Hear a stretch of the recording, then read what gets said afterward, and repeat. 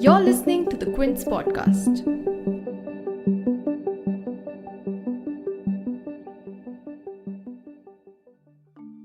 The results tonight have been phenomenal, and we are getting ready. I mean, literally, we were just all set to get outside and just celebrate something that was so beautiful, so good. Such a vote, such a success. The citizens of this country have come out in record numbers. This is a record. There's never been anything like it. To support our incredible movement, we won states that we weren't expected to win. Florida, we didn't win it. We won it by a lot. Although Donald Trump claimed victory already, the election results in the US haven't been declared yet.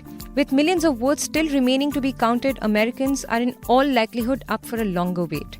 While the race inches towards the finishing line, anxiety and anticipation is rising with every minute passing by.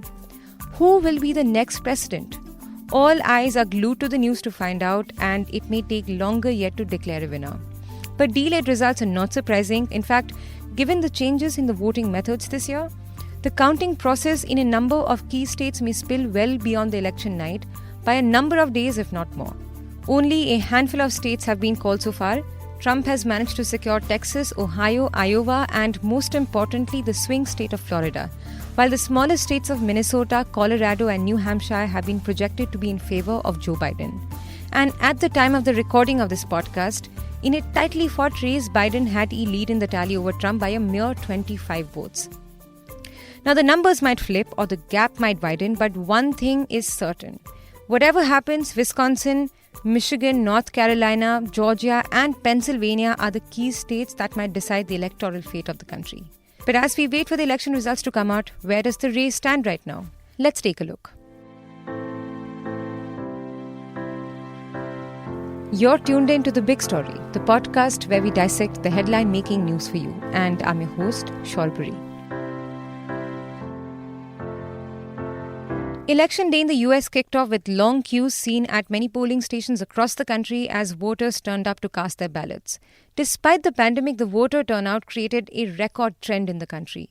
Even before 3rd November, as many as 7 states, including Texas, Hawaii, Washington, Montana, Nevada, Arizona, and Oregon, had already gone past the turnout figure they had recorded in the 2016 election, with a big spike in the pre-election voting, according to reports.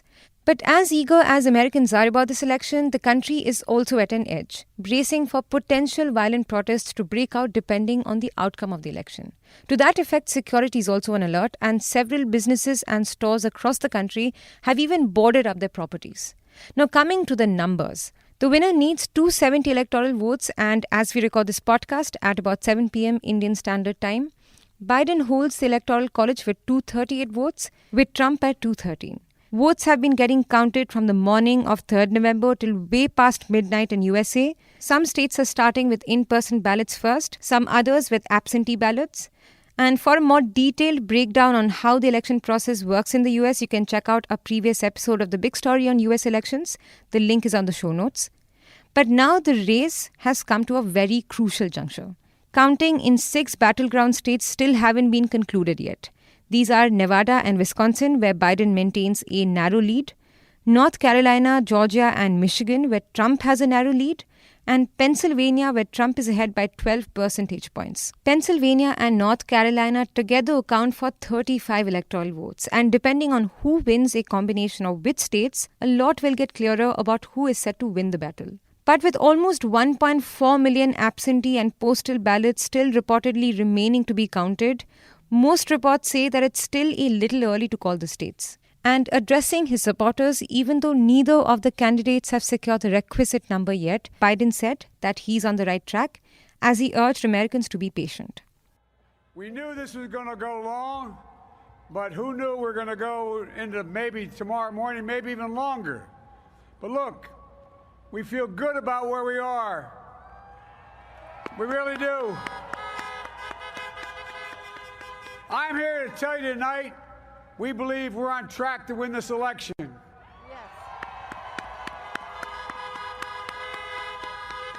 We knew because of the unprecedented early vote and the mail-in vote that it was going to take a while. We're going to have to be patient. until the hard work of tallying the votes is finished. And it ain't over till every vote is counted, every ballot is counted.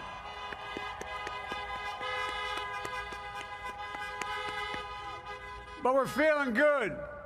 We're feeling good about where we are. We believe one of the nets has suggested we've already won Arizona, but we're confident about Arizona. That's a turnaround. We also just called it for Minnesota, and we're still in the game in Georgia, although that's not one we expected. And we're feeling real good about Wisconsin and Michigan.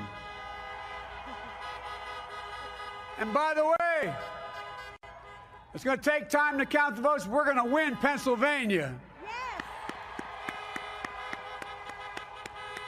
I've been talking to folks in Philly, Allegheny County, Scranton, and they're really encouraged by the turnout and what they see. Look, you know, we could know the results as early as tomorrow morning, but it may take a little longer. As I've said all along, it's not my place or Donald Trump's place to declare who's won this election. That's the decision of the American people. But while Joe Biden took a more responsible pitch, an hour after Biden's speech, Trump claimed victory and also accused Democrats of trying to, quote-unquote, disenfranchise his supporters. As he declared his victory in Florida, a vital swing state that 8 out of 10 times predicts the winner, and Texas, which is traditionally a Republican stronghold, Trump said that he'll be going to the Supreme Court. More worryingly, even as he maintains a lead in a lot of states, Trump said that the election process is, quote, a fraud on the American public, end quote. Listen into his speech from the White House. You just take a look at all of these states that we've won tonight, and then you take a look at the kind of margins that we've won them by. And all of a sudden, it's not like we're up 12 votes and we have 60% left. We won states, and all of a sudden, I said, what happened to the election? It's off. And we have all these announcers saying, what happened? And then they said, oh, because you know what happened? They knew they couldn't win. So they said, let's go to court. And did I predict this, Newt? Did I say this? I've been saying this from the day I heard they were going to send out tens of millions of ballots. I said exactly, because either they were going to win, or if they didn't win, they'll take us to court. So Florida was a tremendous victory, 377,000. Texas, as we said. Ohio, think of this. Ohio, a tremendous state, a big state. I love Ohio. We won by 8.1%, 461,000. Think of it. Almost 500,000 votes. North Carolina, big victory with North Carolina. And so we won there. We lead by 76,000 votes with almost nothing left. And all of a sudden, everything just stopped. This is a fraud on the American public. This is an embarrassment to our country. We were getting ready to win this election. Frankly, we did win this election. We did win this election. So our goal now is to ensure the integrity for the good of this nation. This is a very big moment. This is a major fraud in our nation. We want the law to be used in a proper manner. So we'll be going to the U.S. Supreme Court. We want all voting to stop. We don't want them to find any ballots at 4 o'clock in the morning and add them to the list, okay? It's a very sad moment. To me, this is a very sad moment, and we will win this, and as far as I'm concerned, we already have won it. So I just want to... Now, earlier in several campaigns, Trump had falsely claimed that the mail-in votes that a lot of Americans have opted for this year owing to the pandemic is going to be a quote-unquote big scam. And the concern is that Trump might want to call the election prematurely despite millions of outstanding mail-in votes. And why does that matter? Well, other than the obvious reason that all votes need to be counted in a democratic system, it's also been predicted that the mail-in votes might favor Joe Biden disproportionately while the in-person votes might favor Trump. While the Democrats seem to be poised to maintain control over the House of Representatives, the battle to control the Senate is still a little uncertain, with Republicans currently clinging to a majority. But as the counting process resumes in full swing, stay tuned to the Quint for minute-to-minute updates. If you like listening to this episode, please subscribe to the Big Story playlist for episodic updates. We're live on Apple, Google Podcast, Spotify, JioSaavn, and most of the other popular podcast streaming platforms. For other podcasts, please log on to the Quint website and check out the podcast section. For any feedback, shoot an email to podcasts@thequint.com.